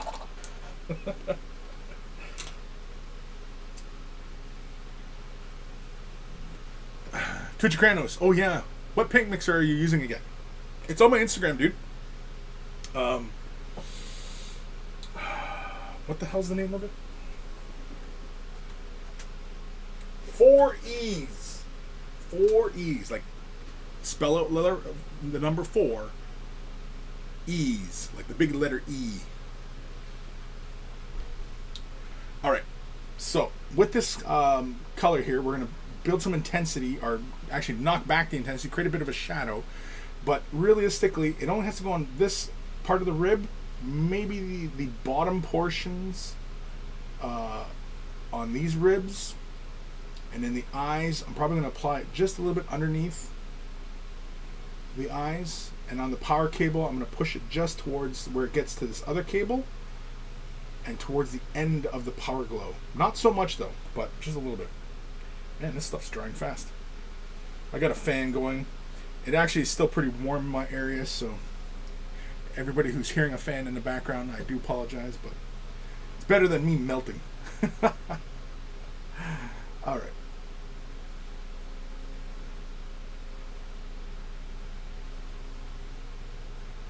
So all I did was touch the inside of that rib just to knock the color back a bit. You can kind of see there's a darker tone in the recess. Now on this side here, I'm going to build it along the bottom edge. It's actually the tiniest of differences. It's really not that intense.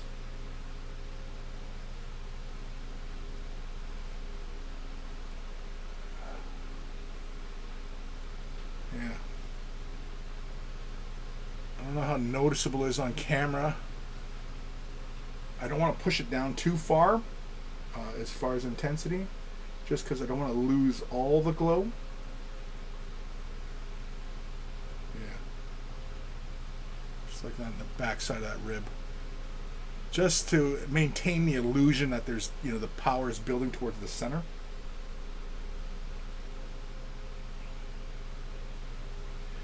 Alright, the other ribs, we're going to build towards the back side here. It's a funny angle. Oh, I hit the damn thing.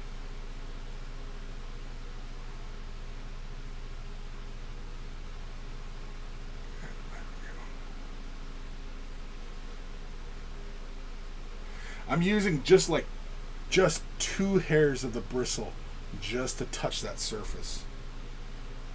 That's all I'm using. Because with the flow aid inside of it, it flows right out of the brush, just like a pen almost, where I can pretty much just draw with this. Actually, that's alright. The shadow in behind there actually looks a lot of fun. Yeah, see now how it feels a little bit more intensity there towards the center? I gotta do that more on this side. Build it in behind the... I don't even know what the hell this thing is called. What are these things called that are dangling from his collar? I don't even know. God, what kind of Necron player am I? Well, I'm not. Not a Necron player, so I don't know. But anyway, what are those things called that are dangling from his collar? These long-ass details. What are these things called? Right? What are those things called? I don't know. I don't know. All right. Maybe the golden dangly bits? I don't know about that. I'm going to go ahead and say no. Alright, I've taken a little bit of the color. I've just, with the dampness of the brush, thinned it down. And I'm going to very carefully hit the underside of the eyes.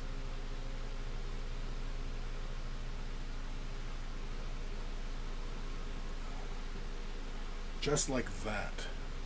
You can see the difference in the 2 eyes now. Huh? Ah?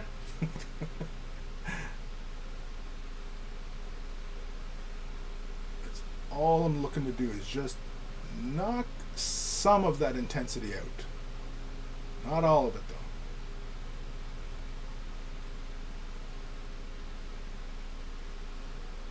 There we go. Yeah, see, now they still look nice and glowy. But now it feels a little bit more recessed into his head. It feels a little bit more like Terminator, right? Dun dun dun dun dun.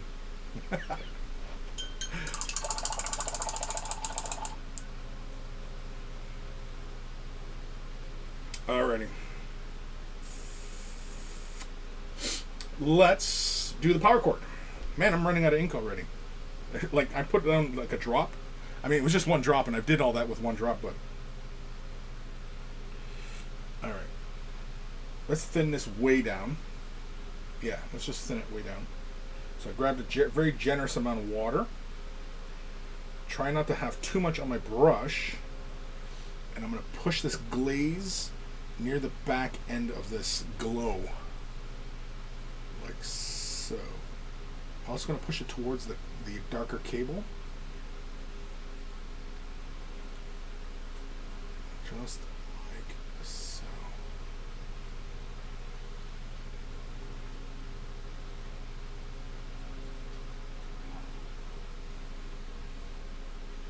I also want to have a little bit darker just before the other leading glow, right? So the little glow is intensifying ahead of it, but just a little bit behind it. Just around this area. Just like so.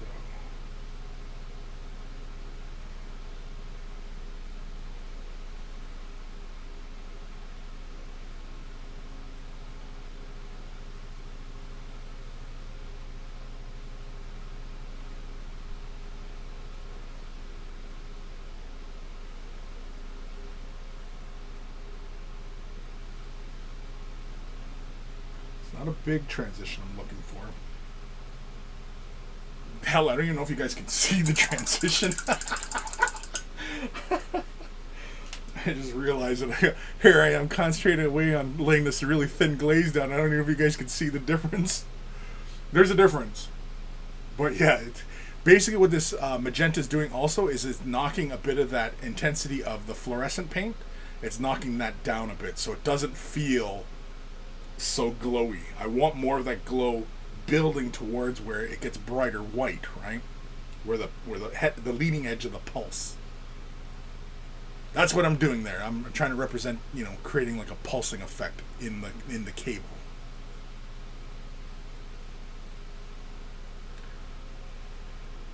Give that a sec to dry, and I'm going to do another quick little layer. This time I'm going to use, I'll use the same thinned out mixture.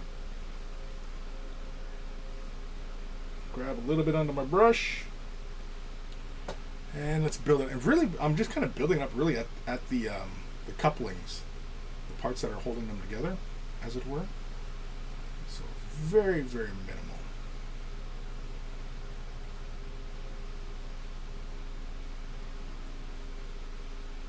It's not intentional that I'm doing it that way, but it kind of is. Yeah, you can probably see that difference a little bit better now. I'm just trying to find an optimal angle in which the light is just not so intense. But you can see around the couplings it gets a little darker. Yeah. Alright. So far, I'm mostly happy with where we've gone with everything. Oh shoot, I didn't do this side. Oh, damn it. Alright.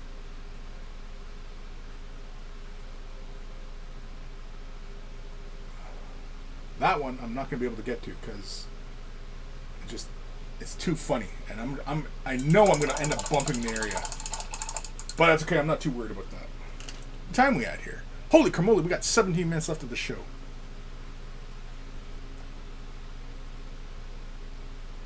Okay, so I'm mostly happy with how the ribs overall look.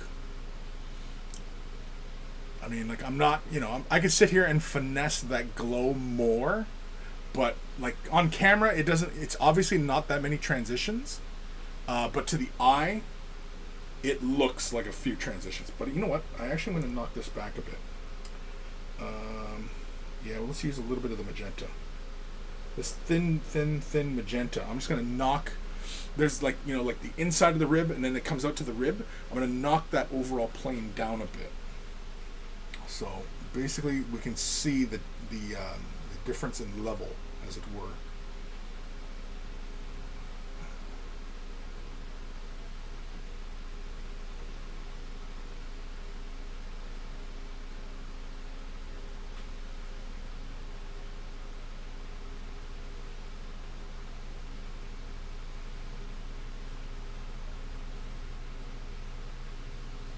Something along those lines right there.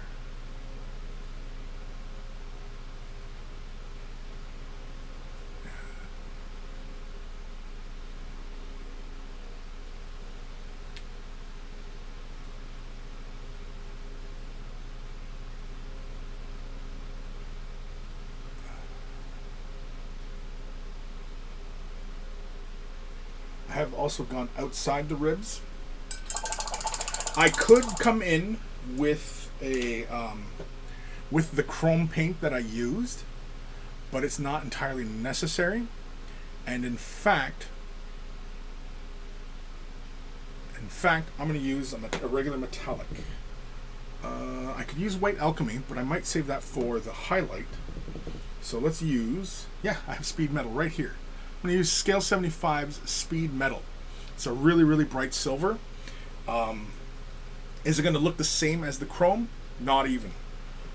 But it's a nice bright silver, and it'll just be able to allow me to clean up the edges of where on the ribs. I'm using my paint mixer. These Scale 75s on the paint mixer, mix up really, really fast and nice, which is nice because usually with these I have to shake these for a while, and it's nice that I can just throw these on the paint mixer and mix them up, give them about 30 seconds, usually pretty good. I like to give them a little knock beforehand just to knock the agitator out of the nozzle, just because sometimes that happens. I'm just going to take a little bit onto my palette. Oh, excuse me. I'm not thinning it out because it's not necessary. The paint is really quite thin, which is why I like these scale 75 colors. We'll probably have to lay a few layers down just to clean up the edges and everything, but that's fine. So, yeah. So let's go through and let's clean these up.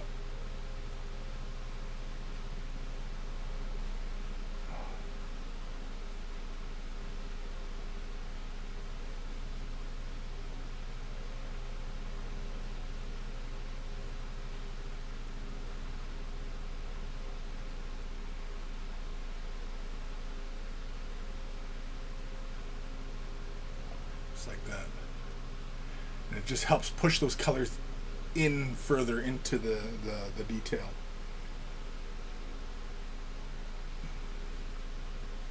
It doesn't feel like the paint's like just about to come out of the area.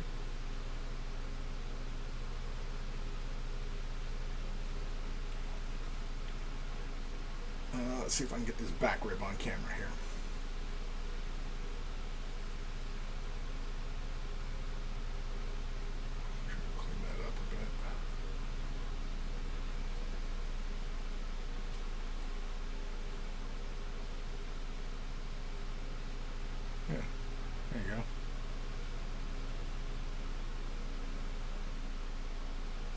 Go. Let's get you guys set now.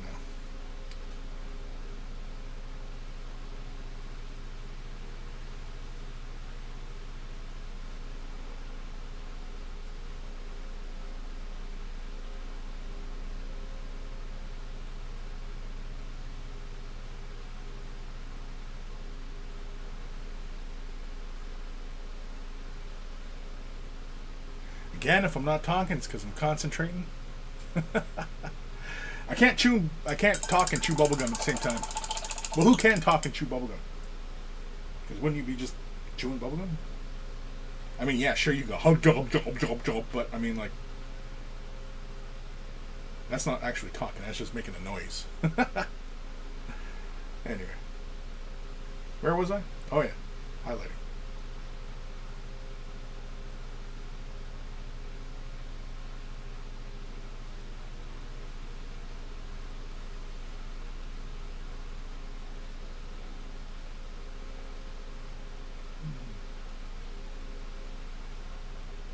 Yeah, we are going to throw on... Sorry, I'm spilling up with that silver right on the center here, just to really bring it out. It knocks the chrome out, but that's okay. It allows that light to really just build in that area. Versus the rest of the surface that just kind of, doesn't. Yeah, that looks a lot better now. That feels more like... I know it's really hard to see on camera, but that feels a bit more like the light sourcing is inside his ribs rather than popping out of his ribs kind of thing. I am going to take some white alchemy, though. This is a white metallic. This is basically a metallic paint with white in it. And I'm just going to do just the tiniest of edgings just around like the bottom edge for the light sourcing. Let's give it a quick mix. Wow, wow.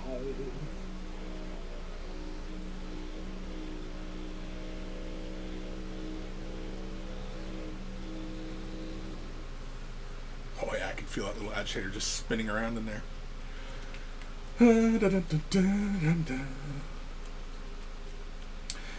This white alchemy I've also used elsewhere on the model just to do some highlights and such.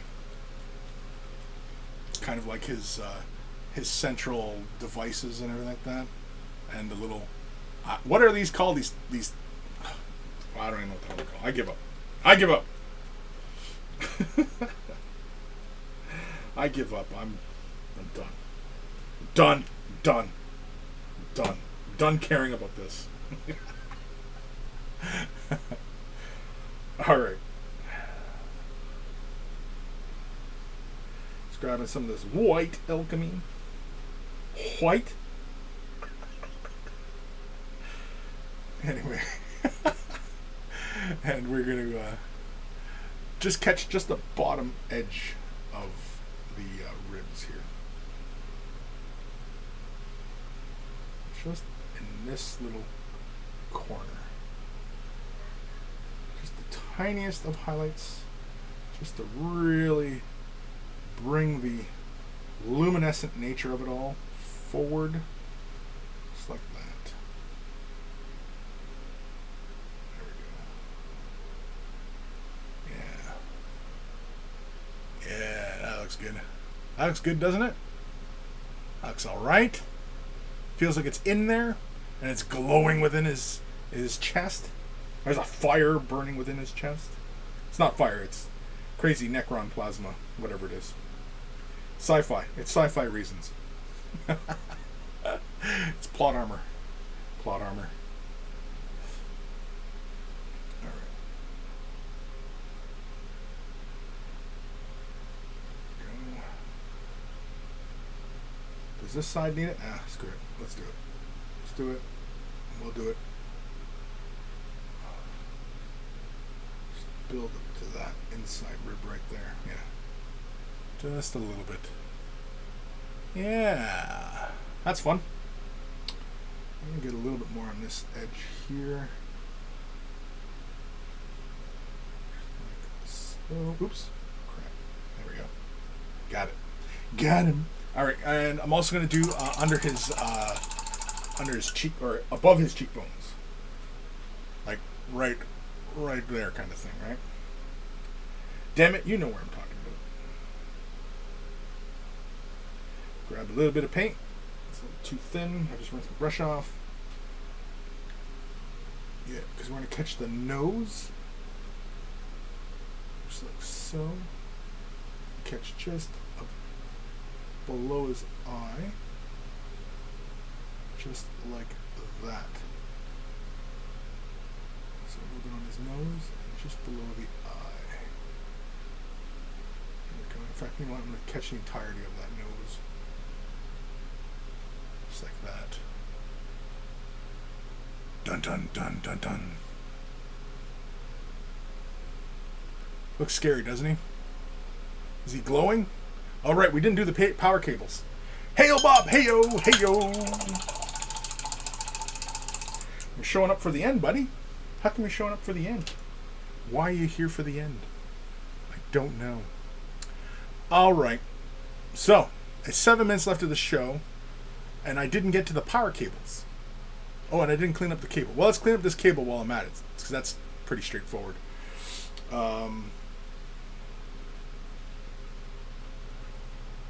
Yeah, I'm mostly happy with how the ribs look. I have not gotten to those power cables. The goal today was to make those power cables look like there's a light source up inside his ribs and it's shining down on those cables. So we'll do that.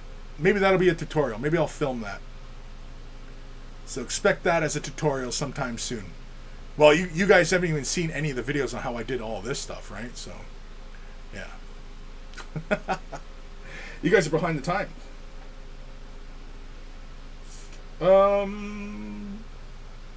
What was I going to do? Oh, I was going to clean up the cables. Let's grab... Yeah, let's just use Black Templar. Black Templar is really nice and thinsies. Oh, good Lord, my coffee. It's cold. Oh. It's okay, it's cold coffee. So yeah, so I'm going to take some Black Templar, and we're just going to clean up those cables a little bit. I'm probably going to thin the color down just a little bit so that I can control it better, and anywhere that I don't really want to hit, I can correct. It's another benefit of working within thin colors is that you can correct fairly easily.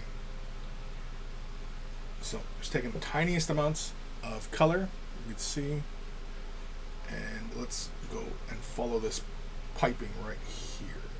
So we're just going to bang and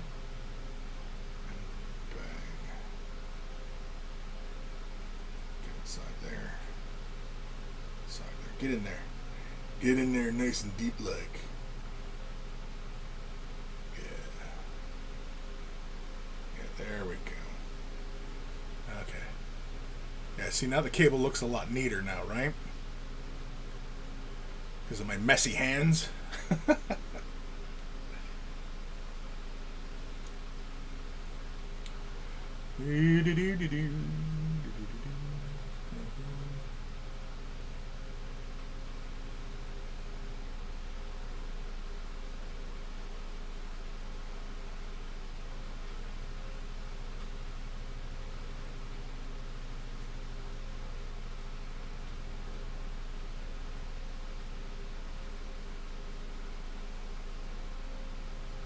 Go. So it's looking a lot neater now, right? A little bit better? A little bit better.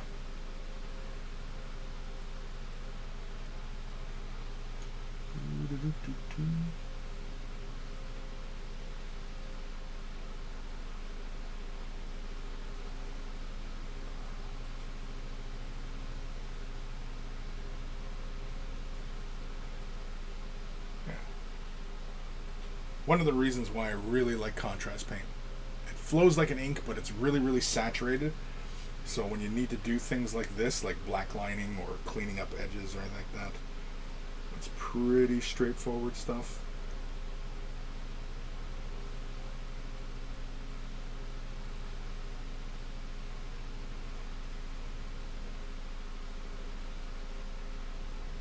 Oh, excuse me. Yeah, that's better. It's cleaner. Looks better. Alright, I gotta fix this side. Alright, frick. This is the tricky point. This is the point where I might stop talking for a bit because I'm concentrating. I'm thinking real hard.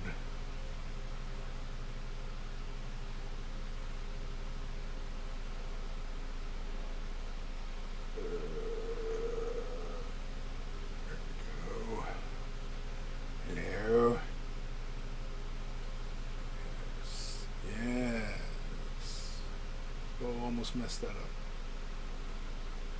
Almost messed it up. All my effort almost went down the tubes. There we go. There we go. Oh, what a pain reaching in here. Oh, the humanity. Oh, the humanity. This side's actually pretty good. I was concerned that that side would have been all messy, but nope, that wasn't bad. There we go. So it's all cleaned up.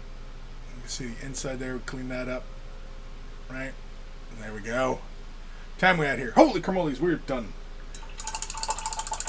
We really didn't get that much done, but we got a lot done. But we didn't get that much done. It's not like I did huge amounts of work on them. But it was some fairly nuanced type stuff. Trying to be very delicate, deliberate. I think doing that chest glow on the cables, that'll probably be a separate tutorial, so everybody can expect that, and Patreon members can expect that probably within the coming days. And yeah. I want to thank you guys for tuning in today. It was a lot of fun. Hopefully you enjoyed yourselves. Maybe you might have picked up something. I don't know.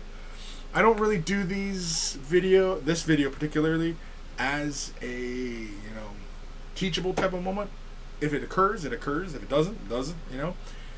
Really, this is just more or less me trying to get my projects done, because I have a whole bunch on my desk, and but I've been enjoying these Indomitus Necrons. These have been fun models, and most of the time, I'm working on Eldar and, other stuff, and it's fun to take a break, do something outside your comfort zone, outside the norm, just to shake things up a bit. That's always a good thing. Change is a good thing. So I want to thank you guys.